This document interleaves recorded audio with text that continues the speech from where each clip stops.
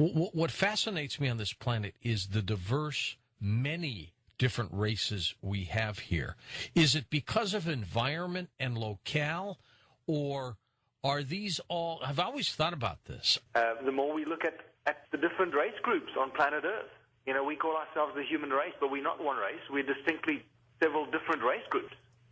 And that becomes very interesting, and it's often a very sensitive subject, but something that needs to be discussed openly without, racial prejudice and so forth. So it becomes more and more compelling. The evidence becomes overwhelming that we did not really evolve to this point in time. We somehow were manipulated into this point in time. For a specific reason, no doubt. Yeah, exactly. Some evolutionists, Michael, would say, George, don't use the word popped up. We evolved, yet it's pretty convincing that we kind of just showed up all of a sudden, isn't it? This cradle of humankind that is being sold to the world doesn't have any human skeletons in it. We have hominids in there, Australopithecus africanus and Mrs. Pless and Littlefoot, and wonderful examples of over 500 fossils that have been excavated from the Sterkfontein caves, just sort of northwest of Johannesburg. Over 500 fossils, if I've got it right. But they're all hominids, no human skeletons there. So these are all the supposedly pre-human evolutionary states. They are not human. This has become a very hot political debate in South Africa because some people believe that you've become a racist and you're drawing racial lines. And it's got nothing to do with that. You've got to call it what it is. You've got to call it as you find it. You can't start becoming politically sensitive to one group or another. No, this is anthropology. Are these all various races from other extraterrestrials that have been here and, they've manipulated in their own image? So the Asian person, the Caucasian, the African, they are in the image of the extraterrestrial that came to this planet a long time ago. Have you ever thought of that?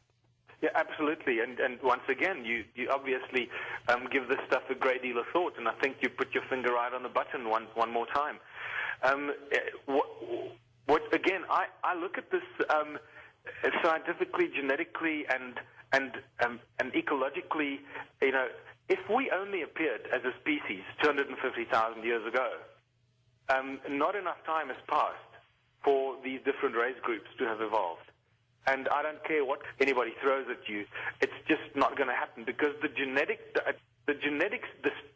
strength of the genetic pool that keeps the Asian person Asian is so strong that it defies any kind of argument or scientific or a genetic evolution into that. It just doesn't make any sense.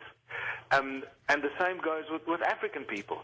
The strength of the gene pool of Africans defies the movement away from that into somebody like me who's got a little pale skin and gets burnt when I run into the sun. You know? Yeah. It doesn't make any sense, and there's not enough time that has passed on Earth for us to have evolved so dramatically into these 3 or 4 distinctly different race groups.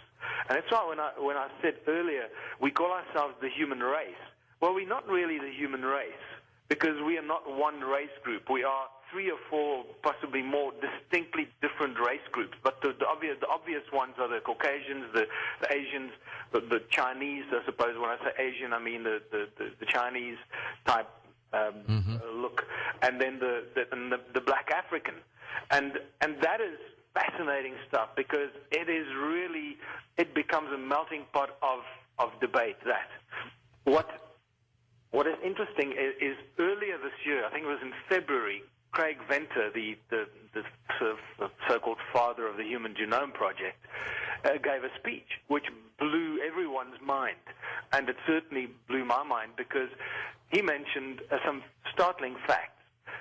Until very recently, we were all sold the story that all humans are 99.9% genetically the same, right, identical. Well, that is no longer the case.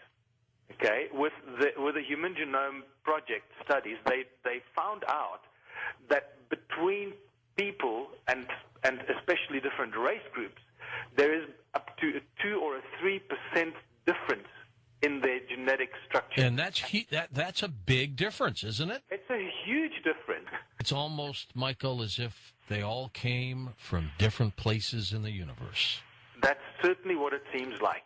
It seems like there might have been a prototype kind of person built here, and then another group by one group of extraterrestrial settlers for a specific purpose. The cloning of the humans by the Anunnaki, many of your listeners will be very familiar with that.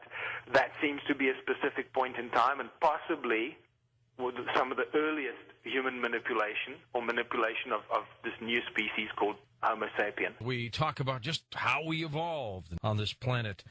You know, we're talking about the work of Zecharia Sitchin and his theories of the 12th planet. Robert Saffier does a very thorough job trying to coordinate all the various people who are talking about this. And it's growing, I think. It's growing, and it's getting bigger and bigger and bigger.